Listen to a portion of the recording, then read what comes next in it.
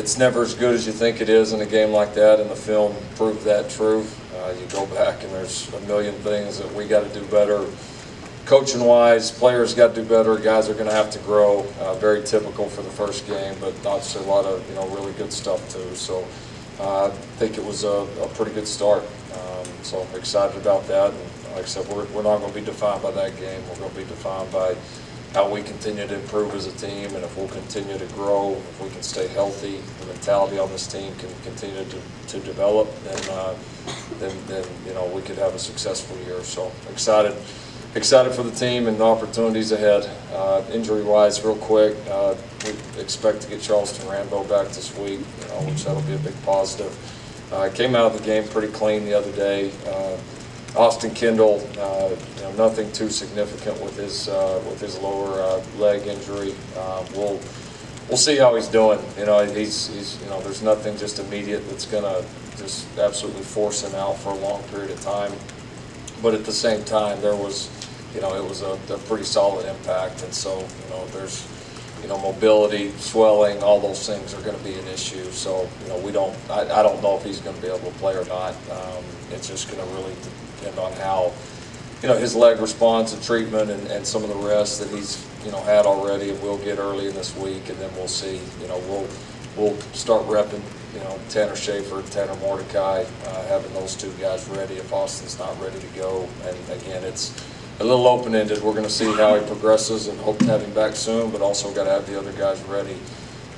Everybody else injury-wise is pretty clean, so expect to have the full group back with the addition of Rambo this week. So obviously, an important non-conference game. Great historical program, a ton of great athletes with the UCLA program, and a game that I know it's exciting to our fan base. It's exciting for our players. I think it'll get the attention of nationally too because of the matchup, and not a very traditional matchup, but another of a kind of long line of really good non-conference games that we've scheduled and had an opportunity to play here. So we're excited about this one.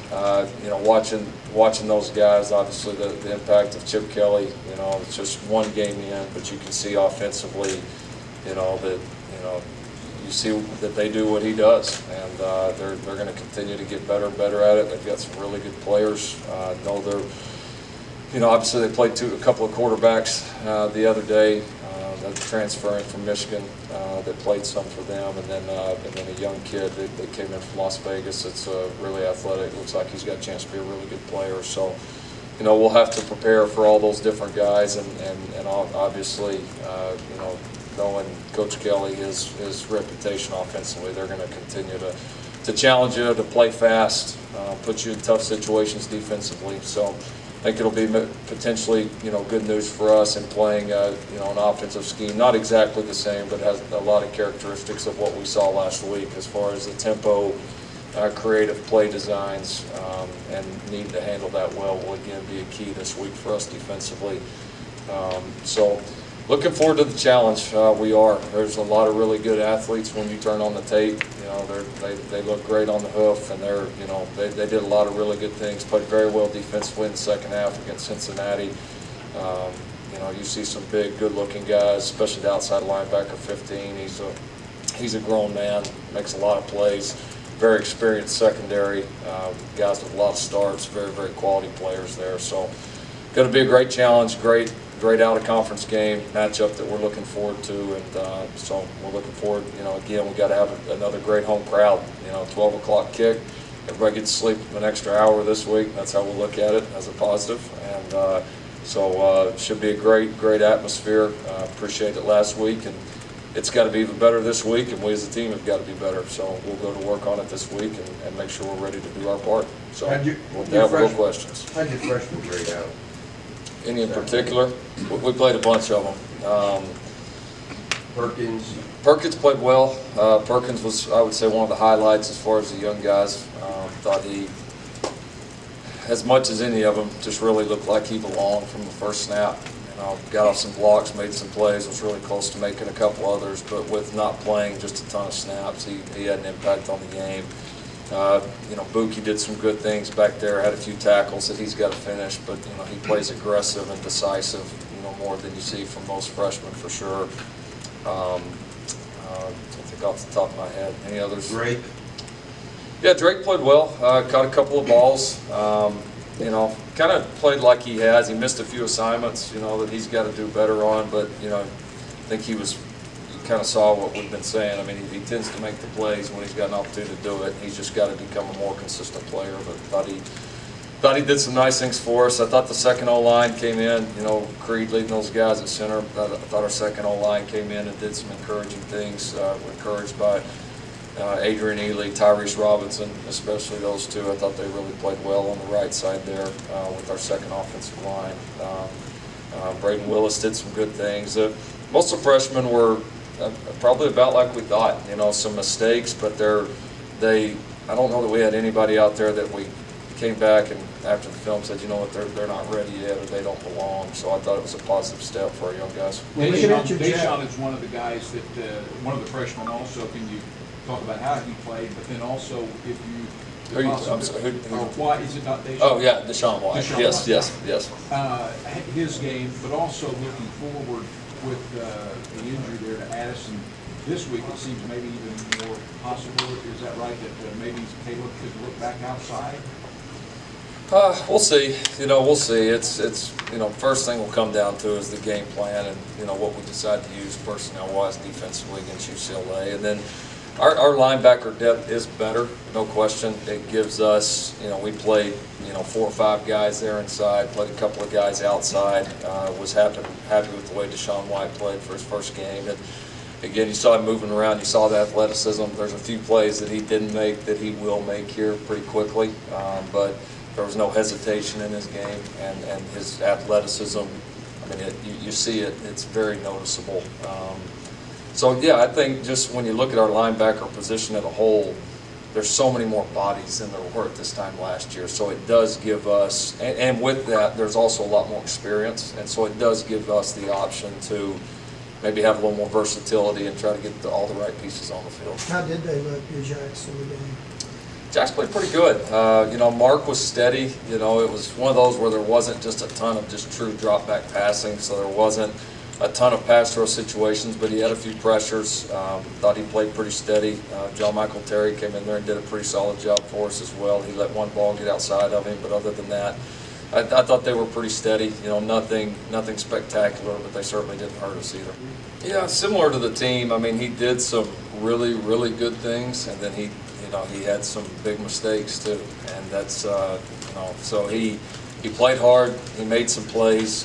There's a few mental mistakes that he's got to clean up, but he's going to. You know, it was his first college game, but you see kind of what we described there after the game, the athleticism. You see the length, and he's, you know, for all, you know, even though he's been out outside backer with us here for, you know, a few months, he hasn't done this his entire life. You know, he was almost primarily a receiver, and then played DB some late in his high school career, came here as a safety, and then we moved him back down. So it is, that whole part is still very new to him, more than most of these other guys, most of these other freshmen that come in. So you see him learning, but you just see kind of those flashes of dominance where you say this guy's got a chance to be a really good player. But it's going to be a process, and he's going to have to build on things he did well and then correct the things he didn't do well. Lincoln, at this time last year, Kenneth Mann wasn't even playing. Now he's one of the 5 captains. What's it been like, his growth, development on and off the field? Yeah, pretty steady. You know, he's always been just a really consistent worker. Worked himself, you know, about mid-season on last year into a guy that became a situational player for us defensively, and just it was one of those guys that seemed like every game he's making a big play defensively. And then he's really grown into certainly more of a leader. I think as last year ended, we started talking to him about the impact that he could have of, you know, getting ready to become a every down player first. And I think he's started to take those steps. There's not as much just maybe one flash play and then not much else. It's more consistent. He's better in the run game than he was. So a better overall player. And then he's got, because of his work ethic, because of the way that he approaches the game, he has an impact on the rest of our group. He's become more vocal. He's a guy they look towards, and you know, he's obviously done enough that his teammates selected him as one of the captains. How did the defensive line overall play look like? They got off block pretty good. Yeah, pretty good. I thought our ends, especially, were some of the best players in the game defensively. Monty Bledsoe had a really strong game. Ronnie Perkins, as we mentioned, had a strong game. Tyrese Lott had a strong game. So Kenneth Mann played well. We need our noses to play a little bit better. We had some really good, outstanding individual plays. Neville had a couple of really good plays, but that's a group for us. With having Gallimore, with having Dillon, and then Q Overton, those three guys. I mean, we've got some depth. They can keep each other fresh. All three of those guys have played a lot of snaps. That's a position for us that we expect to be dominant. So we need to make a jump at that position. And Buzzley was named Big 12 Defensive Player of the Week. He's had a great camp for you. That two position, both those guys had 6 tackles apiece. That position looked like it was a pretty strong position. It is. It is. Buzzy played well. Obviously played well defensively and had the big, recovery off the punt block. So I thought he flew around, made some plays. For his first defensive start, I thought he handled it well. And then Caleb came in and did a great job as well. So they, both got a good number of snaps. I'm sure that'll be a competition that'll continue to develop throughout the year. Require both guys to continue to improve, and then also, it'll be, potentially fun down the line to find some ways to get them both on the field, because they're both really good players. Lincoln, as you've come up as a play caller and learn more about offense, how much did you study what Chip Kelly has done through his career? Was that someone you looked to, and if so, did you take anything from his system? Yeah, we've studied him some.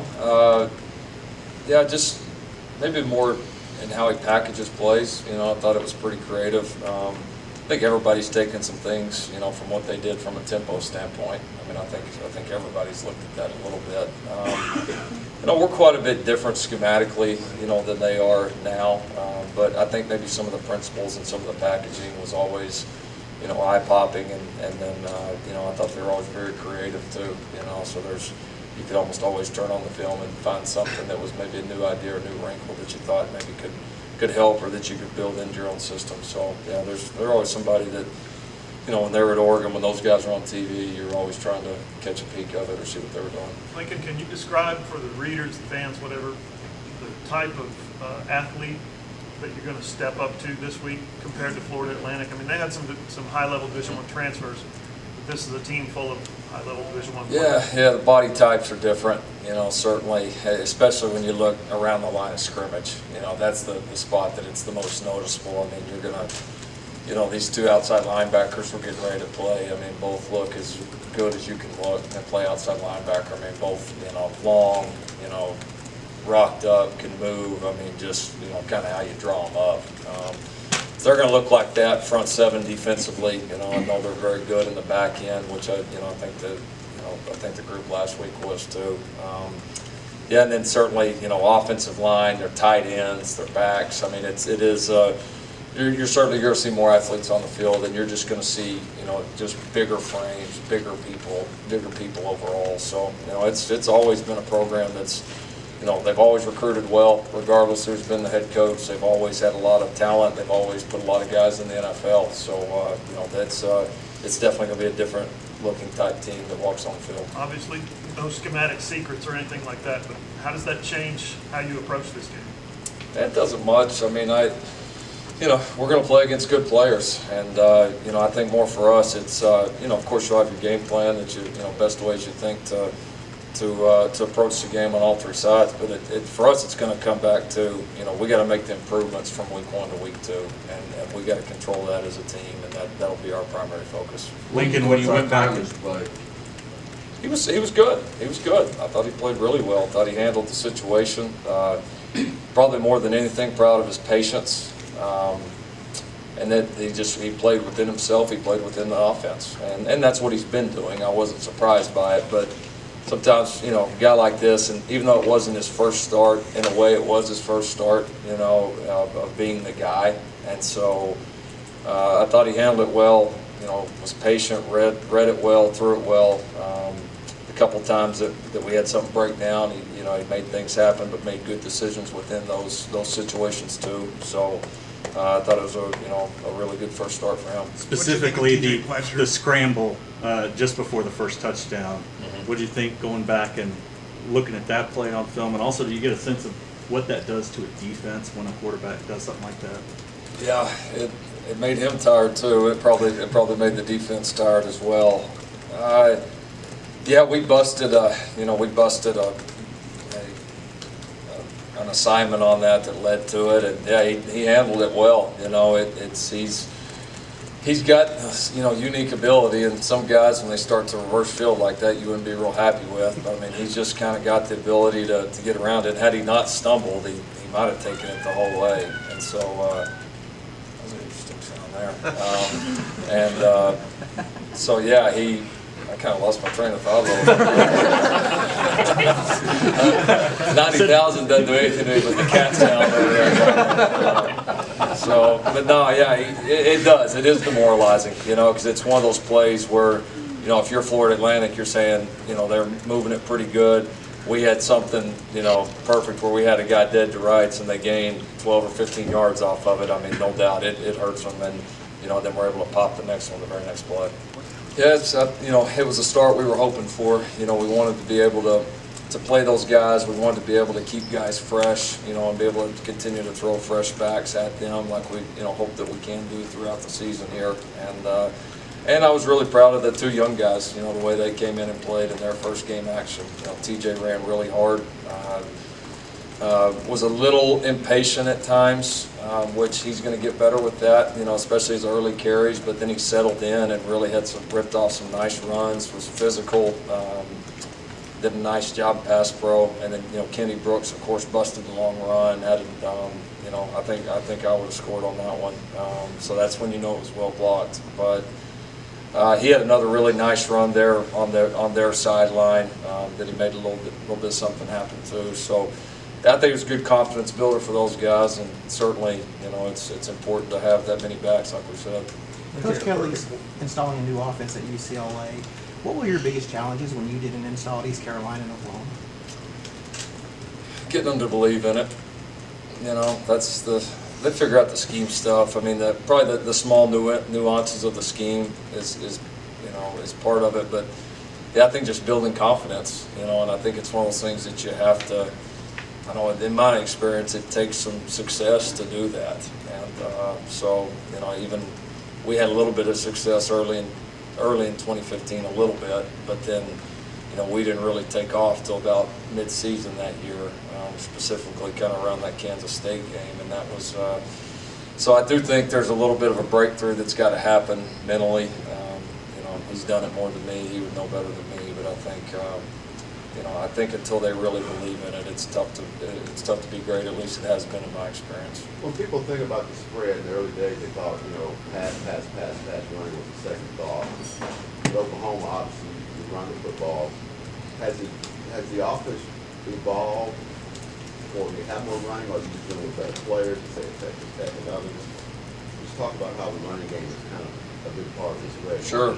Yeah. No. We have exponentially more run game than anywhere I've ever been. I mean, we probably have more run game than anybody in the country right now. I mean, we do a lot of stuff, we do, but we've got guys that can do it. We got guys that understand it. We got a staff, that's on the same page offensively. So we are, when we're clicking, we're able to keep people off balance because of that versatility, and again, I think the key for it is our players right now can handle it, and I think that's where continuity comes into play, having linemen that have played for a while, having some experienced backs, and then again, I just keep going back to being able to keep this staff together as many years as we have, despite some of the success we've had offensively. So credit to Joe and his group of being able to being able to help keep these guys around. I think they enjoy what they're doing here, getting to work at a place like this, and it's certainly, I think, made a difference for us, offensively and specifically in the run game. Like in a perfect world, every quarterback you sign would stay 4 or 5 years, and you'd have a depth chart that not just was deep, it was have some experience to it, even if they weren't starting every year. If the quarterback got nicked up, maybe easier for you to sleep at night, no matter where he was. But is that realistic anymore? No, especially at that position. Not really. It's not. It's different. You're always on the market for a quarterback now. I mean, always. There's, even if you have 4, you may really only have 2, you know, and we've learned that. You know, we went through that obviously the first year, and you know, we've got to be smart about taking care of our guys. I know, especially, you know, that first year after all those guys left. But that's just the world we live in. I mean, you see it all over the place. Guys not winning jobs, you know, and leaving, transferring out, teams losing 2 or 3 guys at a time, you know, especially after competitions, you know, happened. You know, I think we're always going to be able to attract good ones, you know, because of the history here, because of, you know, because of what we do, because of the players we can surround them with, and so I think, you know, we're probably in a better position than most because of that, but it's certainly one that the door is never shut on a great quarterback coming in here, whether it's a high school player, a junior college player, a graduate transfer. I mean, it's, you know, I think that you're always on the market. Coaches are always asking their kids to be patient. The time will come, and I understand the idea behind that. But again, it's such a natural leadership position. Quarterback, it's such a, you know, you want the ball literally. The ball's in your hand every play, and you're used to having it in your hands. So you come from high school and you're a hot shot. So do you have to, again, you're a little more lenient with trying to get into a kid's mindset when he feels like it's time to try somewhere else? Or do you expect everyone to be faithful and No, I mean, works out? I get, you know, I go back to that situation, what it was 3 years ago. Right. I mean, you know, when Trevor, for example, when he came and sat down and talked to me after the season, we talked before the Orange Bowl, and, you know, he just said, hey, you know, what do you think? And I said, you know, of course we'd love to have you here, but I said, I do, if you decide to leave and go somewhere as a graduate transfer, I get it. Right. Like, I would fully support that, you know, and it just comes down at the end of the day to what you want, because I could sit there and talk them into whatever, or try to, but if deep down they really don't want to be here, they want to try somewhere else, that's probably what they should go do. And, you know, so you don't want somebody that's just kind of halfway in. And so I think it's something you think about. I think it's something you just always got to be prepared for, and there's always kind of got to be that contingency plan that if this guy leaves, this may be our next step. Are you optimistic that you might see some other special teams improvement, particularly in the return game where it hasn't been real good lately because of the Beamer factors? Yeah, I mean, I think Shane's had a really good impact on us, but I wouldn't just say just because of that. I mean, I think it's a work of a lot of people. That's, you know, again, it's like the quarterback and the head coach get all the credit or all the blame, and that's, you know, it's kind of the same way. I mean, Shane absolutely has had a tremendous impact. I don't want to discount at all. We've been thrilled with that hire, but I think everybody collectively has been just completely, you know, more invested. We spent more time on it.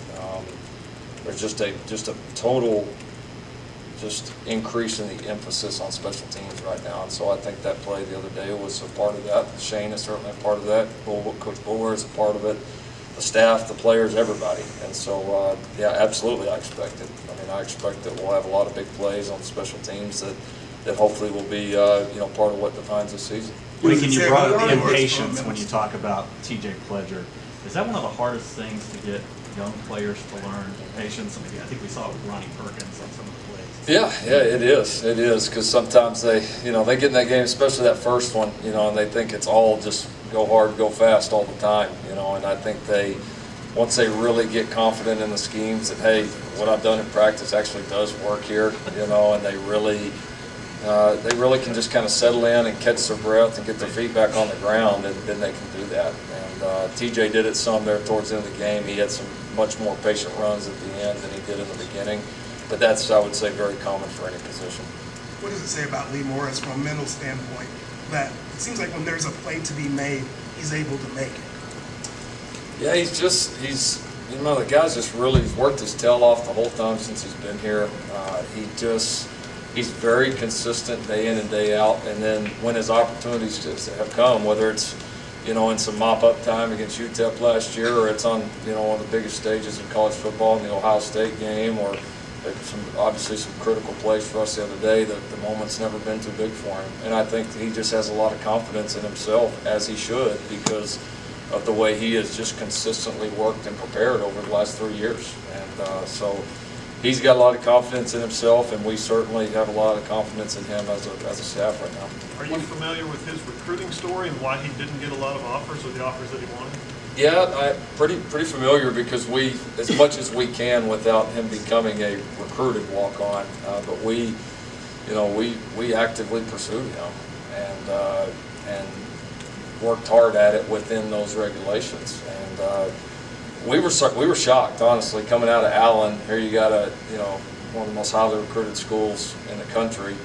With all the other players they had here. He was a little bit of a late bloomer in high school, which, there's a lot of guys like that with recruiting happening so early that do fall through the cracks, and he was one of those guys. He had a tremendous senior year, and we were in contact with those guys, and it just, one conversation kind of led to another, and we were shocked he didn't have more options. He had some options, but we were shocked that, he didn't have more and more bigger options than what he had, and it's obviously worked out, I think great for everybody who's been a big part of us for sure. Coach, what does it say about your offense that a player like CeeDee Lamb only gets a handful of looks during the game while he was out there? You guys still score at such a high efficiency. Yeah, it was kind of just one of those games. We only played the starters, really there the first half, and it was one of those, that we hit so many big ones, that there wasn't a lot of 10, 12 play drives. There just wasn't a lot of plays overall. I think we were in the 60s there plays. You take out the 3 victory snaps at the end, we were probably right about 60 plays, which is not very many. So, yeah, some games are going to go like that. Some games guys get there, some games they don't. I think they, all have enough confidence in what we're doing. Even a guy like CD that, that I think is going to have a great year, that, those big games are going to come. You just got to keep doing your job, and those opportunities will show up for everybody. What do you see from him in the return game? He got a chance to field quite a few punts and get some experience there in the return game. Yeah, I thought he did a great job fielding them. Thought we could have been a little bit better, carrying the ball, honestly. Got pretty high expectations for him carrying the ball. I thought at times it was, maybe it was almost maybe a little too patient. Sometimes you just got to go. And I thought we gave him a little bit of air on the punt return team.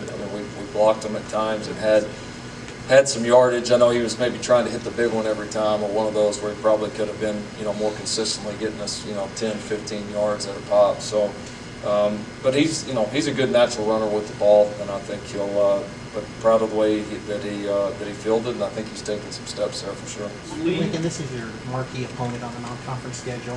Can you talk about future years and how much you and Joe work together on planning those future schedules? Yeah, it's been great. It's the ones we're looking at now are well down the line. Hopefully they haven't ran me off out here before we get to them. But yeah, it's fun to look at those. To think ahead. You don't always know what people are going to be, in 5-10 years. So you just kind of do your best, and there's also the fan aspect of that too. Bringing marquee games here has been kind of a hallmark of this program, and something that we want to continue. So it's been great working with Joe, with Kenny, with our entire administrative group. They've got a good plan that we're very much in line with, and we love playing these games like this. Absolutely. Realizing that you might like to break your own news when you give a walk-on a scholarship with a YouTube video or something like that, do you have one to give to Lee Morris? Should we expect you to surprise us, or maybe not surprise us? I can't believe I didn't get asked this sooner. I can't either. Yeah. Yeah. No, there's a lot that goes into it. The casual fan or somebody out there is, you sit there first, and then there's number issues, which is always, it's never as clear cut as it seems, because your numbers basically change weekly, if not daily, depending on where the recruiting class is, guys that you have leaving, projecting the future, where your needs are. It would be a little difficult to explain the whole thing, but it's a moving target. He's a guy that we always have a list of guys that, hey, when we feel like that we can do it, that are on that list, and he's certainly at or near the top of that list for us, no doubt. So I think one of those things, it's probably a matter of time. I'd love to have had him on even before this, but I gotta as much as you want to make sure it's right for the kid, which that's a huge part of it, but it's also got to line and be right for the program too. And so those are the two things. Once we get those in line, then that's when we make decisions. I assume you knew the history of his dad and all that stuff. Right. We did. We learned about it, you know, kind of as we started to get to know him coming out of Allen, you know, in the lineage there. And so I think there was a comfort factor there, and that's really kind of what got the door open in the first place. Have you had much interaction with Chip Kelly? I don't think I've ever met him. I don't think so. I don't think we've ever met. So, no, zero. Can you shortly kick off affect what you want to do recruiting-wise? Yes. In what Yes. way? Oh, we got a kid coming in this weekend that's got to get in a car to go to the airport at 2 a.m., which stinks, you know. So, I mean, no, I don't like him at all. I get you're going to have some. I mean, we all, you know, nobody's going to get what they want every single time, but it's not right, especially to have 3 in a row. It shouldn't happen, but it did, and we got to deal with it. So, you know, we'll work around it. We had a great weekend with our guys that were in this last week. We made it work, and we'll find a way to make it work again. Is Creed Humphrey being left-handed an issue catching the ball? You know, you hear about passes being caught by a left-hander. You know, it is a little, not necessarily the shotgun, a little bit under center. It's a little bit different, you know, angle coming in there. But we've tuned our guys in enough of getting snaps from both guys that it's not an issue for us now. It was. Early in spring, it was. And even last season as we practiced him some, it was. But our guys are pretty settled in with it now. Lee, Miles, Drake, Nick, have you been able to put a finger on why walk-ons are having so much success in the program right now? No, it's been great. We were actually talking about that in our staff meeting this morning. You know, just continuing to bring in great walk-ons is something we believe in a lot. Something we're really working hard at. And I think, you know, if you're a walk-on guy out there that maybe like a Lee Morris that got overlooked, man, this is a program you can look at and say, I can go there and get an opportunity. And if I, you know, do what I'm supposed to do, then I can get an opportunity to play and earn scholarships and do all the things that a lot of those guys have done. So I think it's, you know, we've gotten lucky that we've had some guys that want to play here, but the staff has also worked hard on those guys, and it's an important part of our program, without a doubt. Lincoln, did you happen to catch Coach Leach's new play? I did. Formation? I did. Are you familiar with the Big Gulp? I'm not. I am. I'm sure I'll get a text about it probably about 3 a.m. here with something about it. Do you happen to know the Microsoft engineer he's talking about? I have no clue. There's no telling. Yeah, he's been up in the Northwest too long. Lincoln, when you get the game's over and you see that number, I think it was 11, true freshman play.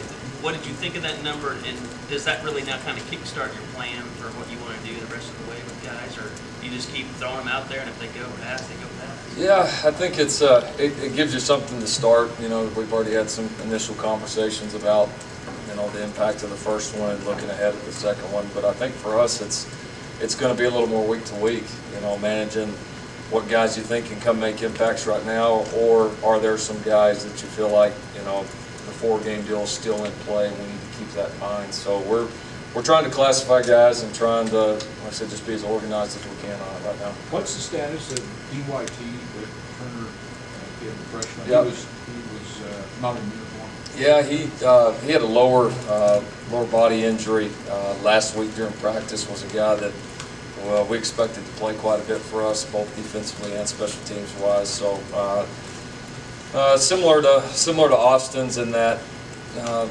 we'll see how he responds to treatment. I don't know that I expect him back this week. Probably not this week, but you know, a guy that we hope to get back here soon because he was really playing well. We really like what we have with him and what we've seen on the practice field up to this point. About Drake Stoops, can you maybe go into what are some of the qualities he must have to be able to come in and play immediately, but yet aren't qualities that might have jumped off the screen for other college coaches, making him as big a recruit as he might have been? Yeah, the qualities that we've seen are about exactly what we expected.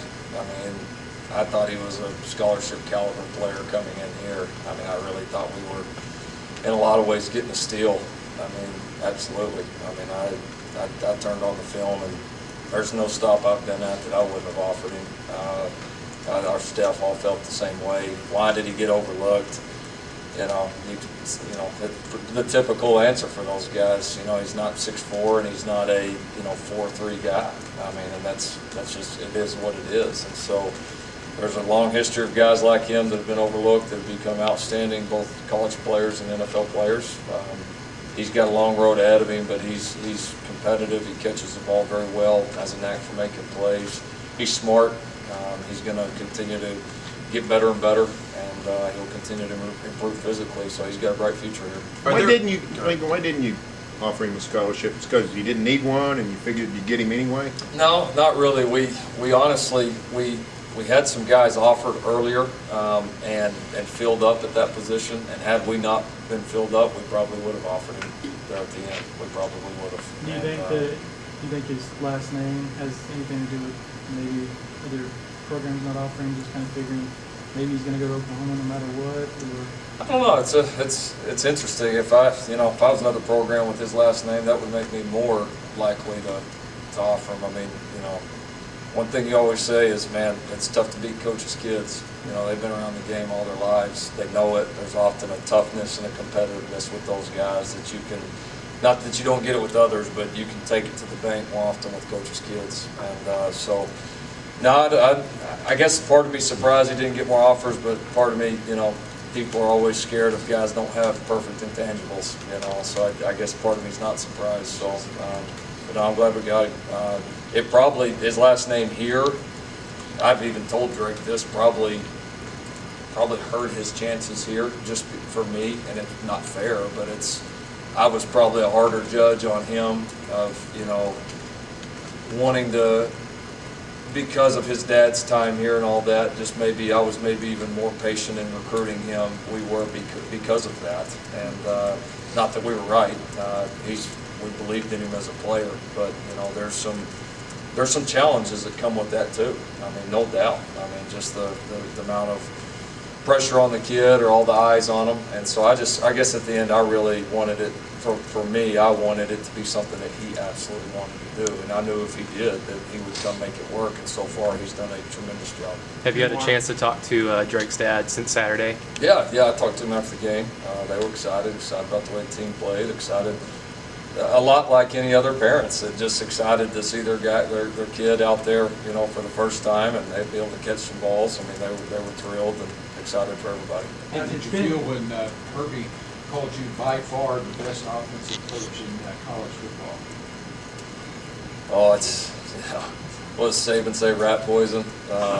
That's a nice compliment. I mean, we've had a lot of really good players here. I've talked again about our staff, and I think the staff that we have offensively is the best in college football. I do, and I think we've worked well together, and we've had players that have been bought in. So hopefully we can keep scoring some points. Only one game in, but the past 2 years you guys have some really high recruiting classes as far as rankings goes. Can you kind of quantify what those two classes has kind of meant to the program when you look out on the field and you see like 2017 and 2018 kids up there playing, and not only playing but contributing in a really good way? Yeah, I think it's important. I mean, I think it shows the value of being able to stack up those recruiting classes. I mean, I think one great one here and there doesn't make you.